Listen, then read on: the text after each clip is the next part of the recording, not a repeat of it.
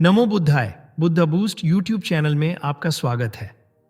ये वीडियो प्राण ऊर्जा पर आधारित है, जिसे हम लाइफ फोर्स, जीवन शक्ति या मानव विद्युत शक्ति जैसे विभिन्न नामों से भी पुकारते हैं। इस वीडियो में हम जानेंगे कि इस शक्ति का हमारे शरीर में क्या उपयोग है, इसका क्या महत्व है, इसके क्या फायदे और नुकसान हैं, इसके लक्षण क्या हैं और इसके क्या कारण हैं। और यदि हमारे शरीर में प्राण ऊर्जा कम हो जाती है तो हम किन उपायों से अपनी प्राण ऊर्जा को विकसित कर सकते हैं या बढ़ा सकते हैं। सबसे पहले हम बात करेंगे कि प्राण ऊर्जा क्या है और यह हमारे शरीर में कैसे काम करती है। आपको पता होगा कि प्राण ऊर्जा एक सार्वभौमिक ऊर्जा है, यानी यह हमारे चारों तरफ फैली हुई है। आपके आसपास जो भी क्षेत्र है, जैसे ऊपर, नीचे, बाएं, दाएं, हर जगह प्राण ऊर्जा फैली हुई है। इसे आप एक उदाहरण से समझ सकते हैं। जैसे एक मछली पानी में रहती है और उसके चारों तरफ पानी फैला हुआ है, वैसे ही हम भी प्राण ऊर्जा के सागर में रहते हैं। और जैसे एक मछली पानी में रहकर पानी पीती है, वैसे ही हम भी इस प्राण ऊर्जा के सागर से प्राण खींचते रहते हैं और इस प्राण ऊर्जा के जरिए ही हम जिंदा रहते हैं। जिस तरह हमारे शरीर की नसों में खून बहता रहता है, उसी तरह हमारी जीवन ऊर्जा भी हमारे शरीर में बहती रहती है और हमारे शरीर को जीवित रखती है। जैसे कार चलाने के लिए इंजन में पेट्रोल की जरूरत होती है, उसी तरह हमारे शरीर में हमारे 7 ऊर्जा चक्रों को चलाने और हमारे शरीर के सभी अंगों को संचालित करने के लिए जो शक्ति चाहिए, वह जीवन ऊर्जा है। जिस प्रकार किसी भी विद्युत उपकरण को चलाने के लिए बिजली की आवश्यकता होती है और यदि वोल्टेज कम है तो विद्युत उपकरण ठीक से काम नहीं कर सकता, उसी प्रकार हमारे शरीर के आंतरिक अंग, जैसे कि हमारा हृदय, किडनी, लीवर आदि को ठीक से काम करने के लिए उचित मात्रा में प्राण ऊर्जा की आवश्यकता होती है। यदि हमारे शरीर के अंगों को प्राण ऊर्जा ठीक से नहीं मिलती है तो वे ठीक से काम नहीं कर पाते हैं। इसलिए हमारी प्राण ऊर्जा जितनी मजबूत होगी, हमारा शरीर और मन उतना ही स्वस्थ रहेगा। लेकिन यदि हमारी प्राण ऊर्जा कमजोर है तो हमारा शरीर और मन भी कमजोर होने लगेगा। इसे एक उदाहरण से समझते हैं। आपने देखा होगा कि कई बार जब आपको कोई भारी चीज उठानी होती है तो आप उसे तुरंत नहीं उठा पाते हैं, लेकिन जब आप सांस अंदर लेते हैं और अपनी सांस को अंदर ही रोकते हैं और फिर उस चीज को उठाते हैं तो आप उसे बेहतर तरीके से उठा पाते हैं। ऐसा क्यों होता है? ऐसा इसलिए होता है क्योंकि पहले आप सिर्फ अपनी स्थूल ऊर्जा का इस्तेमाल कर रहे होते हैं, लेकिन जब आप अपनी सांस यानी अपनी प्राण शक्ति को अपने अंदर ही रोकते हैं तो आप उस भारी चीज को आसानी से उठा पाते हैं। तो मेरे कहने का मतलब यह है कि अगर आप अपने शरीर और मन को मजबूत रखना चाहते हैं तो आपको अपनी प्राण शक्ति को मजबूत करना होगा। इसके अलावा आपने यह भी देखा होगा कि हमारी जीवन ऊर्जा हमारे शरीर का पूरा ख्याल रखती है। जरा याद कीजिए, जब भी आपको कोई छोटी सी चोट लगती है तो आप ध्यान भी नहीं देते और आधे दिन में ही वो चोट अपने आप ठीक हो जाती है, क्योंकि जीवन ऊर्जा शरीर को अपने आप ठीक कर देती है और आपको किसी दवा की भी जरूरत नहीं पड़ती। इस तरह हमारी जीवन ऊर्जा लगातार बेहतर तरीके से काम करती रहती है और ये सिर्फ हमारे शारीरिक, मानसिक या भावनात्मक विकास के लिए ही जरूरी नहीं है, बल्कि हमारे आध्यात्मिक विकास के लिए भी जीवन ऊर्जा की बहुत जरूरत होती है। इसीलिए कहा जाता है कि प्राण ही आत्मा है या आत्मा ही प्राण है। यह हमारी प्राण ऊर्जा ही है जो कुंडलिनी शक्ति के रूप में हमारे सूक्ष्म शरीर में जागृत होकर ऊपरी चक्रों तक पहुंचती है और हमें समाधि या मोक्ष के मार्ग पर ले जाती है। इसलिए किसी भी तरह के विकास के लिए, चाहे वह शारीरिक, मानसिक, भावनात्मक या आध्यात्मिक विकास हो, आपको प्राण ऊर्जा की आवश्यकता होती है। यह प्राण ऊर्जा तब भी काम करती रहती है जब हमारा शरीर सो जाता है। ये प्राण ऊर्जा न तो रुकती है, न थकती है, न आराम करती है, न सोती है और न कभी समाप्त होती है। ये बिना रुके 24 घंटे काम करती रहती है। इसलिए जब तक हमारे शरीर में प्राण ऊर्जा है तब तक जीवन है, और जैसे ही यह प्राण ऊर्जा यानी प्राण शक्ति हमारे शरीर को छोड़ती है, हम उसी क्षण मर जाते हैं। अब जरा इस बात पर ध्यान दीजिए कि आप किसी व्यक्ति को देखकर उसकी जीवन ऊर्जा को कैसे पहचान सकते हैं कि उसकी जीवन ऊर्जा कमजोर है या मजबूत। देखिए, कोई शारीरिक रूप से कितना भी मोटा या हेल्दी क्यों ना हो, यह जरूरी नहीं है कि वो उतनी ही जीवन ऊर्जा से भरपूर हो। आपने देखा होगा कि कई हेल्दी लोग होते हैं लेकिन वो जल्द ही हार मान लेते हैं क्योंकि उनकी जीवन ऊर्जा उतनी मजबूत नहीं होती। वहीं कुछ लोग शारीरिक रूप से कमजोर हो सकते हैं, लेकिन फिर भी वो कभी हार नहीं मानते और बड़ी से बड़ी चुनौतियों को भी पार कर लेते हैं। वो ऐसा इसलिए कर पाते हैं क्योंकि उनके अंदर भरपूर जीवन ऊर्जा होती है। ये जीवन ऊर्जा जो जीवन की तीव्रता है, इसे आप किसी के चमकते चेहरे के रूप में पहचान सकते हैं। उदाहरण के लिए, अगर किसी के चेहरे पर खूब चमक है, उसकी आंखें चमक रही हैं और चेहरे पर आत्मविश्वास है, तो आप समझ सकते हैं कि उसकी जीवन ऊर्जा मजबूत है। या अगर किसी की वाणी बहुत मजबूत है, उसका उच्चारण बहुत जोशपूर्ण है, तो इसका मतलब है कि उसकी जीवन ऊर्जा मजबूत है। आपने सुना या देखा होगा कि जब कोई व्यक्ति बहुत दुखी या उदास होता है और अपने इलाज के लिए डॉक्टर के पास जाता है, तो डॉक्टर उस व्यक्ति को कुछ दिनों के लिए पहाड़ों पर, प्रकृति के पास या किसी शांत जगह पर जाने और वहां 1 सप्ताह या 10 दिन रहने की सलाह देता है, क्योंकि ऐसी प्राकृतिक जगहों में बहुत अधिक प्राण ऊर्जा होती है और वहां रहने मात्र से ही व्यक्ति ठीक होने लगता है। अब तक हमने जाना कि प्राण ऊर्जा क्या है और इसका महत्व क्या है।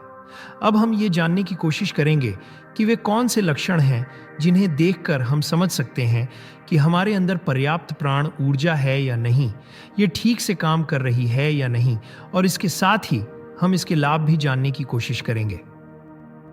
सबसे पहले, अगर आपके शरीर में प्राण ऊर्जा मजबूत है और अच्छी मात्रा में सही तरीके से काम कर रही है, तो आपको कुछ लक्षण दिखाई देंगे।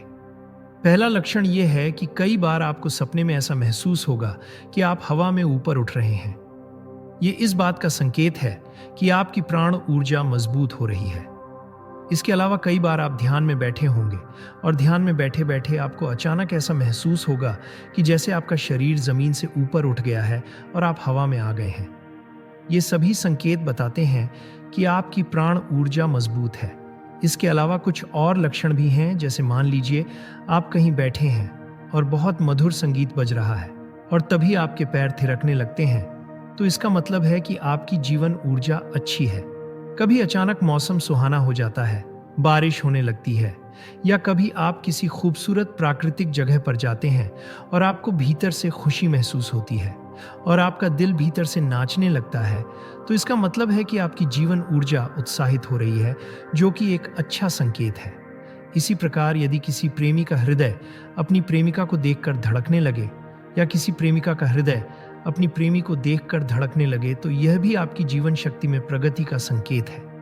यदि आपको अब तक बताए गए किसी भी संकेत का एहसास नहीं होता, आपके अंदर कोई भावना उत्पन्न नहीं होती, भले ही मधुर संगीत बजता रहे, भले ही मौसम बदलता रहे और आपको इससे कोई फर्क न पड़े, तो इसका अर्थ है कि आप आंतरिक रूप से मृत हो चुके हैं, अर्थात आपकी जीवन ऊर्जा मृत हो चुकी है, जिसके कारण आपकी भावनाओं में कोई परिवर्तन नहीं हो रहा है।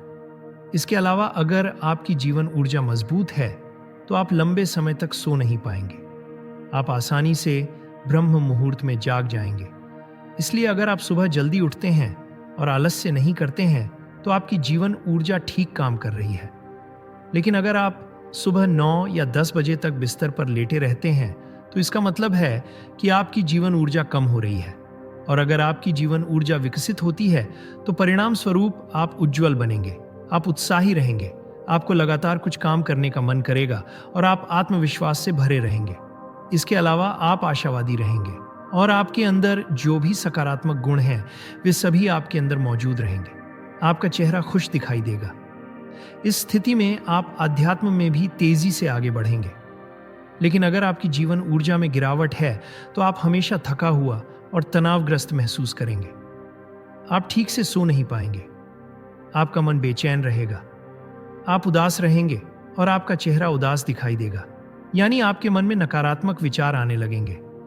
एक साधक में प्राण ऊर्जा एक साधारण व्यक्ति की तुलना में अधिक होती है, क्योंकि वह ध्यान और ज्ञान योग की ऐसी क्रियाएं करता रहता है जिससे उसमें प्राण ऊर्जा का विकास होने लगता है। इसके अलावा जब आपके अंदर प्राण ऊर्जा बढ़ती है, तो आपकी सम्मोहन शक्ति बढ़ती है और फिर आपका आकर्षण बढ़ता है, जिससे लोग आपके पास आने के लिए उत्सुक हो जाते हैं। अब बात करते हैं उन उपायों की जो हमें अपनाने चाहिए ताकि हम अपनी प्राण ऊर्जा का विकास कर सकें। सबसे पहले आपको यह समझना होगा कि हमारे शरीर में प्राण ऊर्जा का कम होना और बढ़ना हमारे विचारों पर आधारित होता है। उदाहरण के लिए मान लीजिए आपके मन में यह गलत धारणा है कि आप बीमार हैं तो आप सचमुच बीमार पड़ जाएंगे। और इसका उल्टा भी हो सकता है कि अगर कोई मरता हुआ व्यक्ति दृढ़ता से सोचे कि मैं ठीक हो रहा हूं, तो वह मरते समय भी अपने आप को वापस जीवन में खींच सकता है। इसलिए सबसे पहले आपको अपनी प्राण ऊर्जा का विकास करना होगा, तभी आप अपने शरीर की प्राण ऊर्जा को बढ़ा सकते हैं। अपने मन में हमेशा सकारात्मक विचार यानी पॉजिटिव थॉट्स रखें, क्योंकि जैसे ही आपके थॉट्स पॉजिटिव होंगे, आपकी प्राण ऊर्जा तुरंत बढ़ने लगेगी, और जैसे ही आपकी प्राण ऊर्जा बढ़ेगी, आप अपने जीवन में कुछ भी मैनिफेस्ट यानी प्रकट कर सकते हैं। अगर आप अपनी प्राण ऊर्जा को सही कर लेंगे तो आपके जीवन में सब कुछ आने लगेगा। दूसरी बात, आपको हमेशा वर्तमान में जीना चाहिए, क्योंकि जब हमारा मन भूतकाल या भविष्य में खो जाता है तो हमारी ऊर्जा बर्बाद हो जाती है। लेकिन जैसे ही आप वर्तमान में जिएंगे, आपकी ऊर्जा बचने लगेगी। इसलिए आपको हमेशा वर्तमान में जीना चाहिए और बेकार के विचारों में नहीं खोना चाहिए। इसके साथ ही प्राणायाम का अभ्यास करें। देखिए, प्राणायाम के नाम में ही प्राण शब्द छिपा हुआ है। इसलिए जब भी आप प्राणायाम का अभ्यास करेंगे तो आपके अंदर प्राण की मात्रा बढ़ने लगेगी। इसलिए जब आप भस्त्रिका, कपालभाति, भ्रामरी प्राणायाम जैसे प्राणायाम का अभ्यास करेंगे तो इनके अभ्यास से आपके अंदर प्राण की मात्रा बढ़ने लगेगी।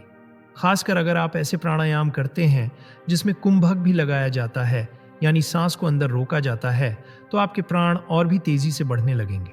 इसके अलावा ओम मंत्र का जाप करें, क्योंकि जब आप महामंत्र ओम का जाप करते हैं तो आपका शरीर कंपन करने लगता है। इसका कंपन इतना तेज होता है कि आपके मस्तिष्क का रोम रोम खुल जाता है और पूरा शरीर भी खुल जाता है। इसलिए ओम का जाप जरूर करें। इसके अलावा समय समय पर विभिन्न प्रकार की वैकल्पिक चिकित्सा पद्धतियों जैसे रेकी और एक्यूप्रेशर का प्रयोग करें। इससे आपका शरीर स्वस्थ रहेगा और आपकी जीवन शक्ति बढ़ने लगेगी। इसके अलावा अपने खाली समय में ताली बजाएं। जब आप 5 मिनट तक ताली बजाएंगे तो आपको अचानक डकार आने लगेगी और आपके शरीर में कंपन होने लगेगा। इससे हमारी जीवन ऊर्जा का भी विकास होता है।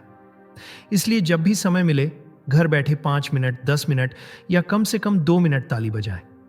अपनी ऊर्जा को व्यर्थ में नष्ट न करें। जैसे जब हम बेकार की बातें बोलते रहते हैं जिनका कोई मतलब नहीं होता, कोई ज़रूरत नहीं होती, फिर भी हम बोलते रहते हैं, तो हम अपनी ऊर्जा को नष्ट कर रहे होते हैं। इसे नियंत्रित करने के लिए मौन रहें, और आप सप्ताह में 1 बार मौन व्रत भी रख सकते हैं। इसके अलावा जब बहुत ज़रूरी हो तभी बोलें और कुछ उपयोगी बोलें, या जितना हो सके मौन रहें। दूसरी बात, बिना वजह इधर उधर न देखें।